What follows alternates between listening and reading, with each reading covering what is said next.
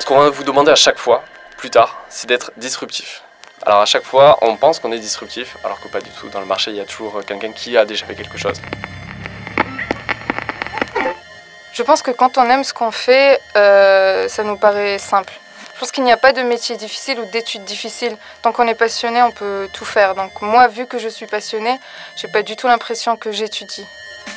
Culture Job, propulsé par le groupe Ionis et l'étudiant, vous présente les métiers de demain dans le domaine du marketing et communication. Bonjour, je m'appelle Laurent Font, j'ai 30 ans. Je suis actuellement un Global PR Manager pour Dolce & Gabbana Beauty au sein du groupe Shiseido. Et je viens donc d'arriver sur ce poste il y a 3 mois. Et précédemment, j'ai passé 4 ans chez L'Oréal en tant que Social and Digital Manager. Bonjour à tous, moi c'est Rizlan Mohandamer, j'ai 23 ans et je suis en première année MBA à l'ISEG Digital Marketing Communication School. J'ai vraiment un parcours assez atypique puisque j'ai fait des études de droit avant d'intégrer justement l'ISEG Marketing Communication School en 2e année. En fait, j'avais ma sœur qui était déjà à l'ISEG et c'est plutôt en l'écoutant, en voyant aussi toute l'ambiance de l'école, l'ambiance avec les profs, les différents devoirs qu'elle avait, qui avait l'air beaucoup plus intéressant, beaucoup plus passionnant que ce que je faisais en droit. Quand on fait des études de marketing communication, on a différents projets où on met en avant davantage le côté imaginatif, le côté créatif, et du coup qui est beaucoup plus stimulant de mon point de vue. Et c'est vraiment à partir de la 3e année où j'ai eu cette passion pour tout ce qui était communication digitale. Je suis venue en France après mon bac, donc il me fallait une école et j'avais 18 ans, j'étais un peu comme tous les lycéens de maintenant, un peu perdue. J'avais cet esprit un petit peu mathématique, scientifique, j'aimais les chiffres, mais en même temps j'aimais la communication et le marketing. C'est deux choses complètement différentes et c'est deux esprits et deux manières d'appréhender le travail complètement différentes. Donc j'ai été poussée un petit peu par le choix de mes parents puisqu'ils sont médecins et le fait de faire des études plutôt scientifiques, pour eux, était mieux. Mais ils ont vite compris que c'était pas fait pour moi. Ils m'ont quand même accompagnée dans mon 2e choix. Ils n'ont pas eu tort parce qu'actuellement, je m'épanouis pleinement en marketing communication. Les qualités pour faire des études de marketing communication, c'est vraiment être curieux. Ce qu'on va vous demander à chaque fois, plus tard, c'est d'être disruptif. Alors à chaque fois, on pense qu'on est disruptif, alors que pas du tout. Dans le marché, il y a toujours quelqu'un qui a déjà fait quelque chose. Mais il faut être beaucoup plus créatif dans le sens où, peut-être à partir d'une idée, essayer d'aller plus loin. Peut-être qu'elle n'est pas assez poussée. Et ensuite, c'est aussi essayer d'avoir une vision globale des choses, essayer de prendre de la hauteur. Généralement, on nous dit très souvent en stage, prendre de la hauteur. Parce que c'est vrai que quand on fait un stage, généralement, on fait énormément d'opérationnels, on a la tête dans le guidon, on nous demande de faire 1 milliard de choses. On les réalise parce que voilà, on veut faire bien notre taf, etc. Mais on n'arrive pas à prendre cette hauteur qui nous est demandée ou de dire, voilà, il faut vraiment avoir une vue globale sur ce à quoi mes actions vont mener, ce à quoi elles servent et quel impact elles vont avoir. Moi, c'est ce que j'aime bien à l'ISEG, c'est le fait qu'on soit vraiment autonome sur les sujets. C'est différent et ça ouvre justement le champ des possibles. On peut explorer différentes choses et avoir des affinités. Moi, je ne me voyais absolument pas en digital. Avant, je disais, moi, faire du digital, impossible parce que je ne suis pas douée. Il y en a qui sont doués avec le digital, qui font du gaming peut-être depuis jeune, qui ont cette habilité avec les nouveaux usages. Moi, non, je suis plutôt simple et dans ma vie personnelle, je n'utilise pas trop les réseaux sociaux, alors que dans mon travail actuellement, je gère le marketing digital. Donc, c'est un peu une double vie, mais ça me plaît. Dans le travail, ça me plaît parce que je trouve qu'on peut faire beaucoup de choses dans le digital. Je pense que quand on aime ce qu'on fait, ça nous paraît simple. Je pense qu'il n'y a pas de métier difficile ou d'études difficiles. Tant qu'on est passionné, on peut tout faire. Donc moi, vu que je suis passionnée, j'ai pas du tout l'impression que j'étudie. Il y a une partie vraiment qui est passée très vite, c'était les 4e et 5e années, où justement on a 6 mois de stage. Donc on commence vraiment à se détacher totalement des cours, se détacher un peu de l'école, parce qu'on arrive enfin dans ce milieu professionnel auquel on vraiment dédie la majorité de nos heures. Donc on a envie aussi d'apporter des nouvelles choses et on oublie un petit peu la partie vraiment théorique. Donc en effet, on continue d'aller en cours parce qu'il y avait encore toute cette formation qui évoluait. Mais le fait de travailler en entreprise, d'être mis en situation, on n'est pas là non plus pour se dire tiens, en marketing, j'ai appris tel concept, je vais essayer de l'appliquer. C'est pas le cas, tu n'as pas le temps. Il faut que tous les concepts que tu as acquis au fil des années, tu saches automatiquement les utiliser.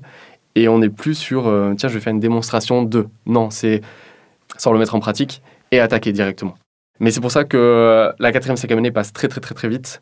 Il faut savoir aussi saisir l'opportunité pour se dire, ma 5e année, je fais un dernier stage. Est-ce que c'est mon stage dans lequel je souhaite ensuite évoluer? Enfin, je souhaite signer mon CDI là-dedans. Il faut aussi faire les bons choix et ne plus tester, comme tu peux faire en 2e, 3e, 4e année, de savoir quelle direction je veux prendre. Il faut aussi avoir les idées claires en 5e année parce que c'est là où, normalement, tu finis ta 5e année, tu as présenté ton projet, tu as ton diplôme, il faut vraiment que tu commences à travailler. J'ai été responsable chef de secteur dans la grande distribution. C'était Solinet, c'était un groupe qui avait plusieurs marques filles et qui s'occupait notamment de la communication de Starbucks en termes de merchandising en France. Donc c'était du réseau de proximité. Il fallait implanter ces marques-là dans les magasins type Carrefour City, des magasins de proximité Franprix. Et il fallait faire le suivi, faire des opérations merchandising, faire des promotions en magasin, garder un lien avec les partenaires et arriver à implanter le produit en magasin et que ça soit rentable pour nous et pour eux. Donc j'ai fait ça et c'était le stage le plus marquant parce que c'était du terrain pur.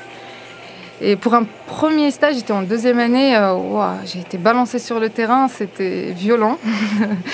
Surtout la grande distribution, c'est pas un monde gentil, mais ça forme. Ça m'a beaucoup formée et ça durcit un petit peu le caractère que nous, on voit un peu en com. C'est des pubs à la Evian, les bébés Evian, un truc bien, bien joli, bien...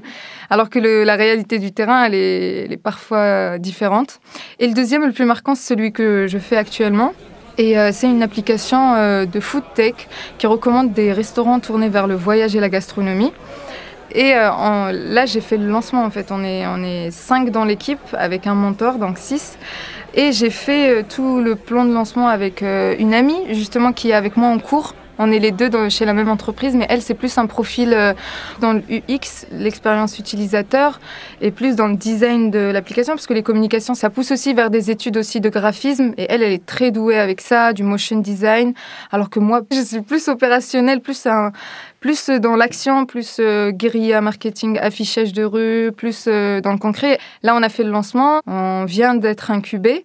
Donc on est très content et c'est une vraie réalisation pour le coup. C'est pour ça que ça m'a beaucoup marqué. Là, j'arrive à la fin parce que j'entreprends une alternance dès janvier chez une autre entreprise et ce pour la fin de mes études du coup. 1 an et demi chez une autre entreprise où là, je serai assistante chef de produit. Donc carrément autre chose aussi. Et là, plus dans le concret où je gère le produit de A à Z. Donc on passe de responsable market-com à assistante chef de produit où je vois le produit à sa conception. Et là, on va plus voir le prix, le marché, les cibles avant d'entreprendre un plan de communication et de le montrer au monde et de le promouvoir par des moyens de communication.